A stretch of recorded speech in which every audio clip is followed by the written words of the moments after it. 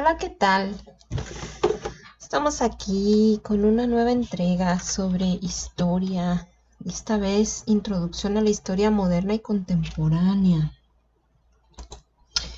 Bueno, lo complicado de hablar sobre la historia moderna y contemporánea es que es nuestra historia, es lo que somos.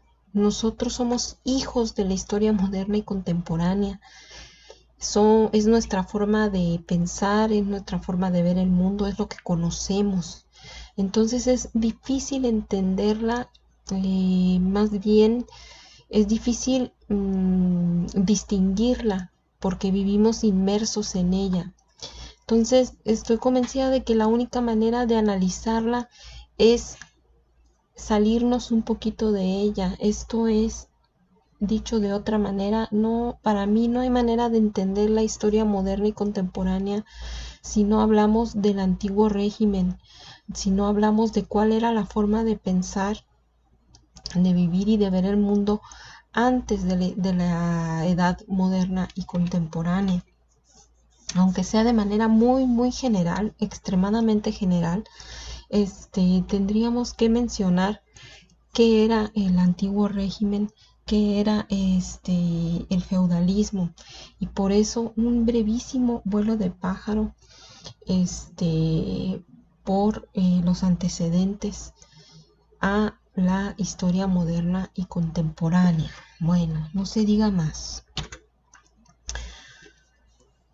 Los seres humanos como especie tenemos una característica muy curiosa que la verdad yo no sé por qué, no entiendo, pero nos distingue del resto de los animalitos de este planeta. Tenemos una tendencia a querer dominar al resto de los seres humanos del planeta. Dicho de otra manera, digámoslo así, una hormiga no encuentra el fin último o el placer en querer dominar a todo el resto de las hormigas del planeta. Un león no ve como fin último en dominar a todos los leones del planeta.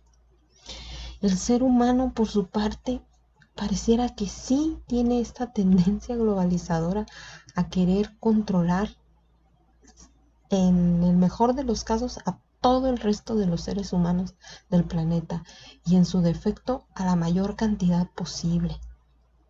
Por eso, desde prácticamente siempre, se han creado los famosos imperios, ¿no? Al inicio, las primeras civilizaciones, pues uno de los principales problemas que van a encontrar para poder expandirse, pues va a ser la geografía, ¿no? Porque como podemos ver en este mapa que tiene la orografía, pues en realidad está cubierto el planeta de un montón de sierras, ¿no? Y de montes. Entonces, en realidad no son tantísimas las zonas planas. Así que bueno, no es de extrañar que las primeras civilizaciones pues hayan estado en las zonas planas, a la orilla de los ríos, ¿no? Otra cosa importante, bueno, es que en un mundo en el cual la comunicación por tierra es muy complicada debido a la orografía, a todos esos cerros, la comunicación por el agua, o sea, el agua no nada más es una fuente para poder desarrollar la agricultura. El agua también es una vía de comunicación, la vía de comunicación. Antes de que se inventaran las carreteras y los automóviles, era más fácil comunicarte por el agua que comunicarte por tierra. Entonces,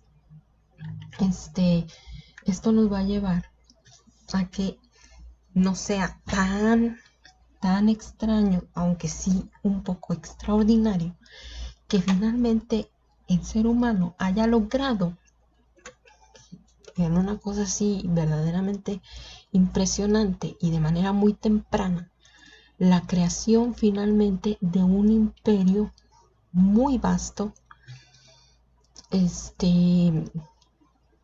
como digo, en una amplia zona y en una época muy temprana.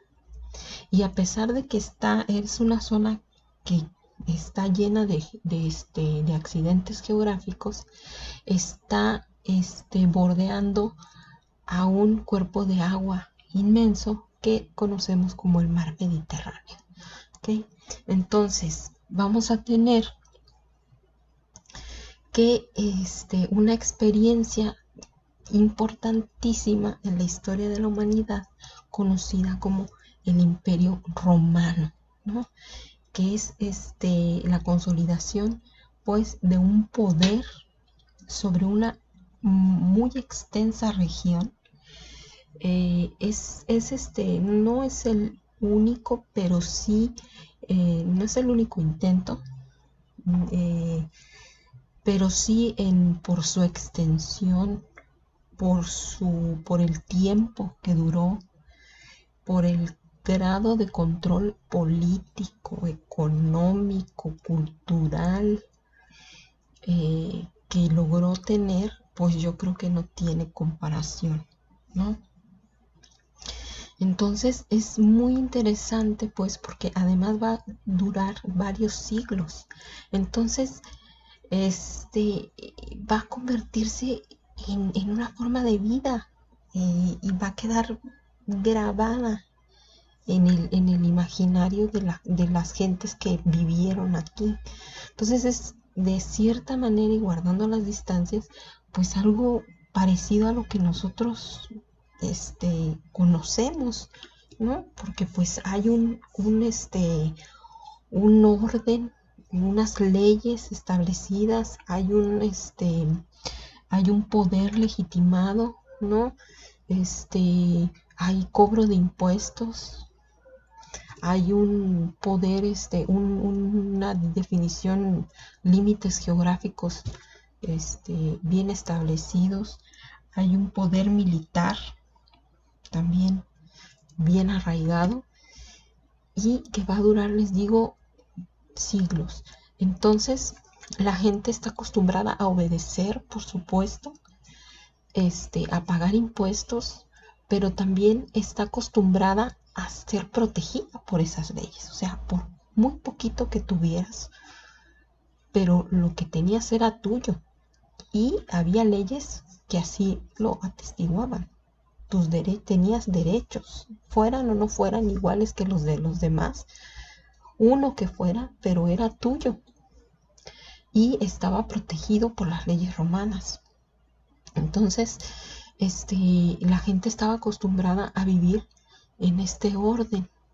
Entonces, aquí lo interesante es imaginarse lo que pasó a nivel, más allá de lo político y de lo económico, lo que pasó a nivel de las mentalidades cuando este imperio, digamos, de cierta manera, casi literalmente explotó y desaparece, se atomizó, y casi que de la noche a la mañana deja de existir la ley, y entonces ya no hay más que la ley del más fuerte, y entonces ya cualquiera puede venir y quitarte lo que es tuyo y nadie va a decir nada. Si tú no tienes la fuerza física de protegerte a ti mismo, el otro te puede quitar y nadie va a decir nada.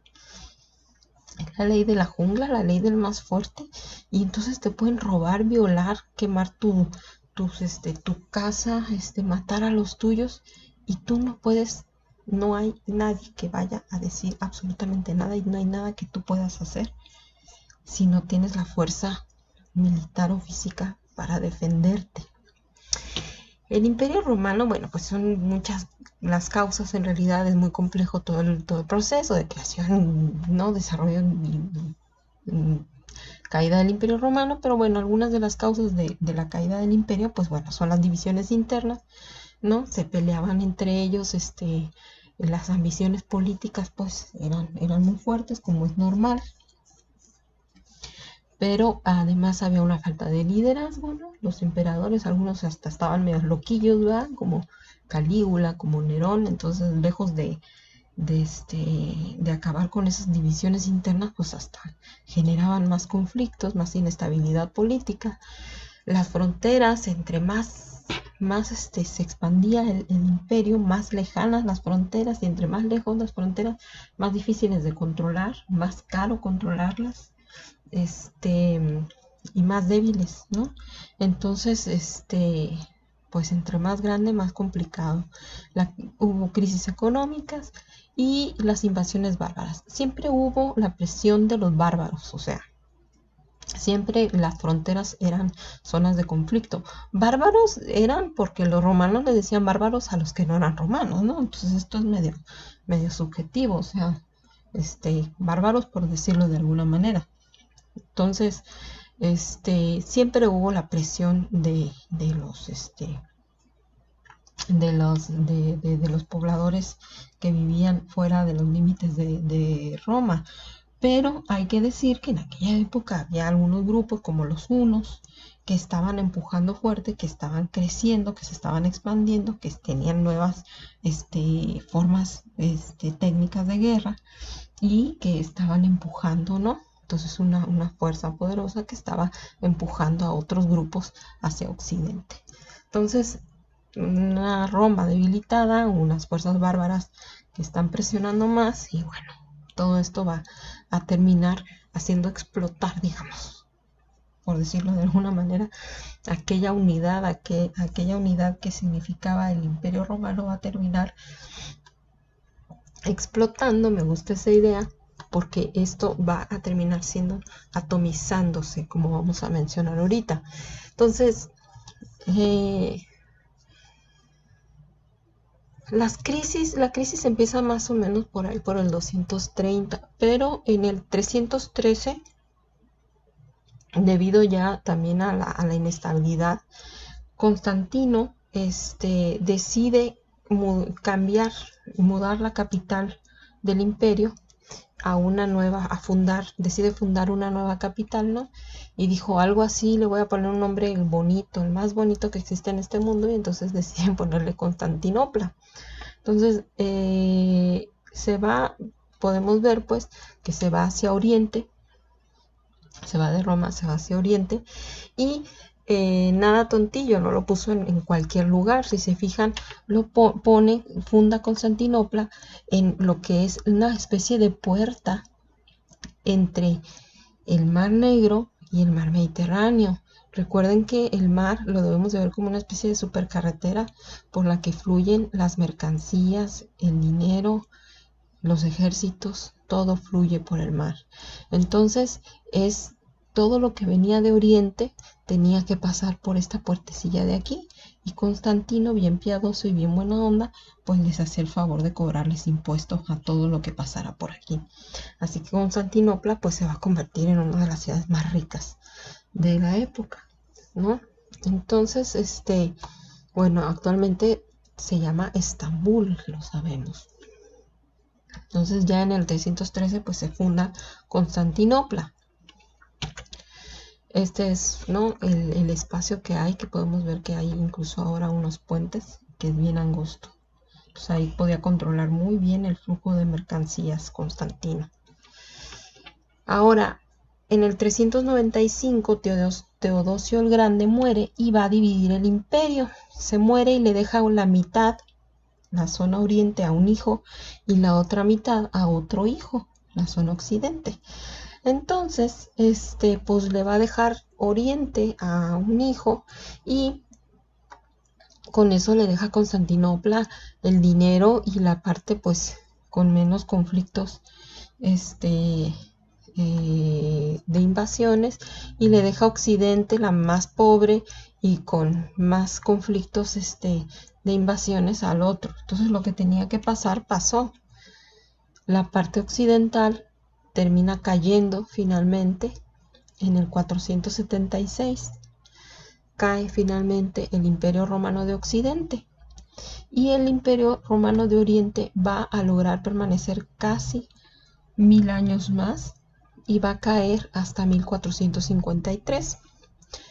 Esos casi 1000 años que hay entre la caída del Imperio Romano de Occidente y la caída del Imperio Romano de Oriente son lo que conocemos como el feudalismo, la Edad Media. ¿Ok? Ese es el periodo de tiempo que conocen en Europa como la Edad Media o feudalismo.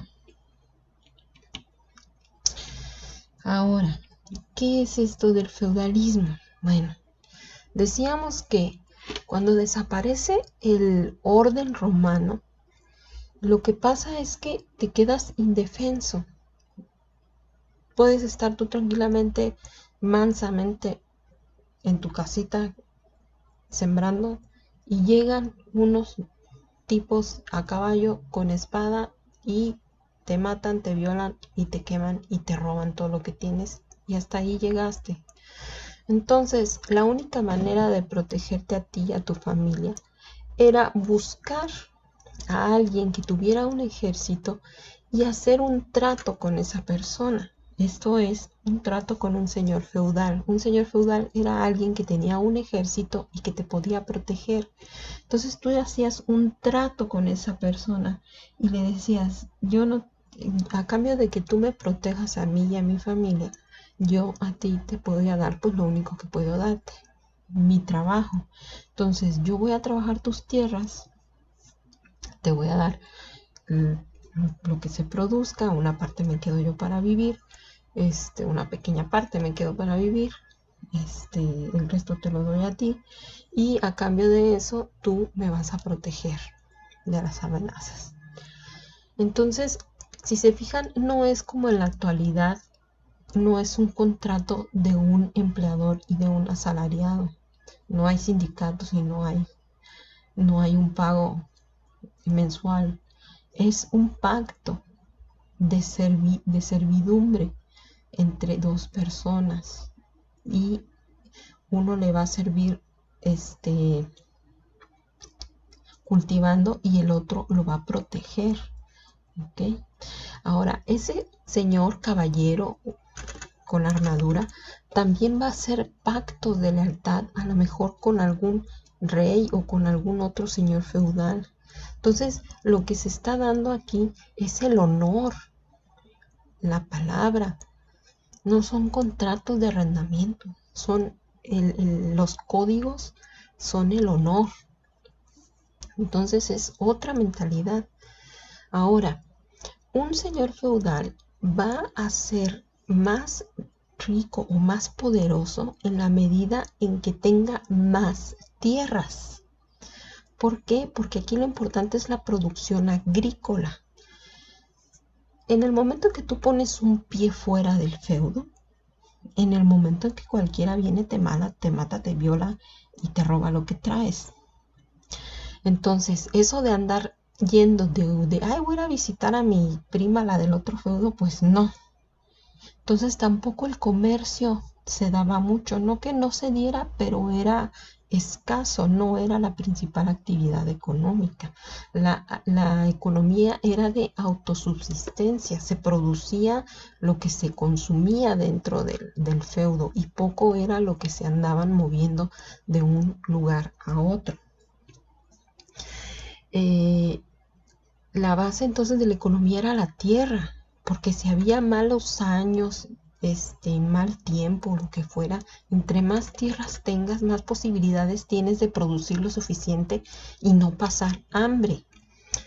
Si llega un señor feudal, por supuesto que la única manera, si la riqueza está en la tierra, la única manera de hacerte más rico, de tener más poder, es hacerte de más tierras. Y la única manera de hacerte de más tierras, pues será ir a quitárselas a alguien más. Entonces, constantemente estaban en guerra unos señores feudales contra otros. Entonces, si vienen a hacer la guerra aquí a este feudo, ¿qué es lo que pasaba? Pues que todos los que vivían allá afuera, los siervos, iban, córrele, y se metían adentro del castillo del señor feudal y se resguardaban. Las torres son para vigilar, pero también sirven para guardar grano. Entonces se resguardaban, que era lo que a veces pasaba, que se escondían todos adentro del feudo y ahí tenían grano, tenían comida, tenían algún abastecimiento de agua, pero llegaba a pasar que los rodeaba algún otro ejército y podía estarse meses allá afuera esperando a que se les acabara la comida y el agua, ¿no? A veces terminaban comiendo hasta ratas y lo que hubiera ahí que se moviera, porque los tenían sitiados y no los dejaban salir, ¿no?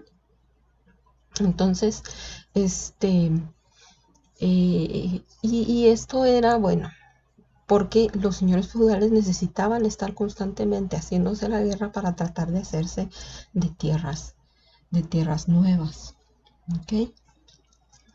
Entonces aquí vemos, por ejemplo, un caballero, ¿no? Jurándole lealtad a, a un rey o a algún otro caballero, sabremos Dios qué, ¿no? Y aquí la gente viendo con adoración al, al caballero que los protege, ¿no?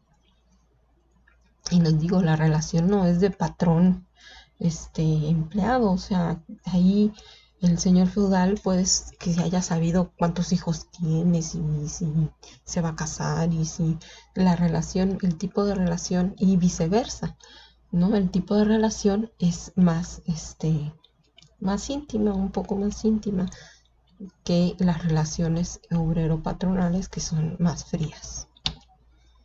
Bueno, ahora, aquí algo muy importante entender, súper importante para mí a entender, es que lo más difícil en historia es que siempre traemos nuestra concepción del mundo, lo que conocemos, queremos trasladarlo al pasado, y eso no es así. Cuando hablamos del reino de Francia o del Sacro Imperio o el reino de Inglaterra, creemos que es como el país Francia, nada más que se llamaba, en vez de un presidente tenía un rey. Y esto no es así. O sea, un reino no es lo mismo que un país. ¿Ok? El Sacro Imperio no era un país grandote. De ninguna manera. Esto es importantísimo entenderlo porque lo que el reino de Polonia no es el país de Polonia, porque lo que hay que entender, lo que es la modernidad de hecho, es la creación de los estados-naciones modernos. El proceso del que estamos tratando de hablar es de la creación de los estados modernos. Entonces, no existen los países. ¿Qué es lo que hay? De hecho, el reino de Francia puede estar conformado por cientos y cientos de feudos. Y no crean que el rey de Francia podía ir a mandar en cada feudo. Cada señor feudal era autónomo dentro de su feudo. Él mandaba, ponía sus leyes, le pegaba a quien él quería y le cobraba lo que él quería a quien él quería y hacía lo que le daba su regalada gana dentro de su feudo. ¿Okay? El rey de Francia no podía meterse. Eh, Era muy complicado, o de hecho siempre estaban necesitados de la relación, de tener buenas relaciones, porque si el rey, el que se decía rey de la zona de Francia, necesitaba protegerse o hacer la guerra, tenía que irle a pedir de favor que le prestara el ejército a cada uno de los señores feudales, que lo acompañara con su ejército para ir a tal guerra o a tal otra. Entonces no era una cuestión de que pudieran dar dándoles órdenes, digamos. Entonces estaba totalmente atomizado. Si tú querías vender algo en un feudo, te iban a cobrar un impuesto, y si ibas con el mismo producto a otro feudo te iban a querer cobrar otra cantidad, ¿ok? Y en cada lugar ibas a tener y te iban a tratar según a como se les rigiera, se le ocurriera a cada señor feudal. Entonces hay que entender pues lo atomizado que estaba el mundo durante la Edad Media. ¿Ok? No existía un verdadero poder centralizado, un verdadero rey que pudiera imponer su voluntad sobre todos los señores feudales. De hecho, ese es uno de los trabajos que van a tener que empezarse a realizar para poder empezar a conformar los estados-nación. Por ejemplo, bueno, este es, ¿no?, un ejemplo de algunos de las zonas en las que estaba dividida Francia en el 1030, y el Sacro Imperio Romano eran casi 2000 feudos, digamos, regiones en las que estaba dividida, ¿no? Ahora, el feudalismo es también conocido como Edad Media y como Edad Oscura. ¿Ok? Todo ese periodo desde la caída del Imperio Romano de Occidente hasta la caída del Imperio Romano de Oriente es conocida como la Edad Oscura. Bueno, vamos a hablar más adelante de esto, pero hay que entender que conforme más se debilitaba el imperio, romano, más se fortalecía la Iglesia Católica. ¿Ok? No por nada Constantino, por allá del 300, fue el que determinó que el catolicismo iba a ser la religión oficial del imperio. ¿Por qué? Pues en un mundo que estaba atomizado, en el cual ya no hay una unidad política, no hay una unidad económica, ya no hay unidad militarmente, tampoco los puedes mantener unidos, pues de menos lo que medio podía mantener algo homogéneo a la gente era la ideología. Entonces, de menos la gente la podías movilizar a través de la Iglesia Católica, haciéndola creer en la vida eterna, haciéndola ir a misa, haciéndola creer que tenían que pagar el diezmo, que tenían que pagar por el bautizo, que había que rezar. La podías movilizar, hacer movilizaciones. Si alguien podía movilizar a la gente, era la Iglesia Católica. Y no por nada la Iglesia Católica empezó a crecer tanto en el aspecto ideológico, como político, como económico. La Iglesia Católica va a ser en la Edad Media la que va a legitimar el poder. ¿Quién le ponía la corona a los reyes? La Iglesia Católica. ¿Ok? Entonces, ¿quién dice que tú eres el rey? ¿Por qué tú eres rey y no otro? ¿Por qué tú y no otro? No puedes tú nada más todo el tiempo ejercer poder nada más por la fuerza. Necesitas, para dominar a los demás, necesitas también un componente ideológico. Entonces, ¿cuál es ese componente ideológico? Te lo da la Iglesia Católica. ¿Por qué tú eres rey y no otro? Porque Dios te escogió, porque tienes sangre azul. ¿Y quién dice eso? ¿Quién dice que Dios te escogió?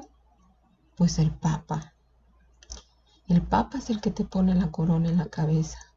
El Papa dice que tú hablas directamente con Dios, que eres el elegido de Dios. Dios quiere que tú reines, por eso estás aquí. Entonces, el tremendo poder político, ideológico que tenía la Iglesia Católica, y además económico, porque pues era la que cobraba diezmo. A lo mejor ya no había quien pudiera cobrar los impuestos como cobraba el emperador romano, pero la Iglesia Católica sí cobraba diezmo.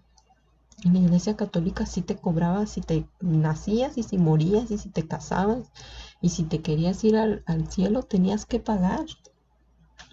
Y pues piadosamente prestaba dinero y cobraba intereses y se quedaba con con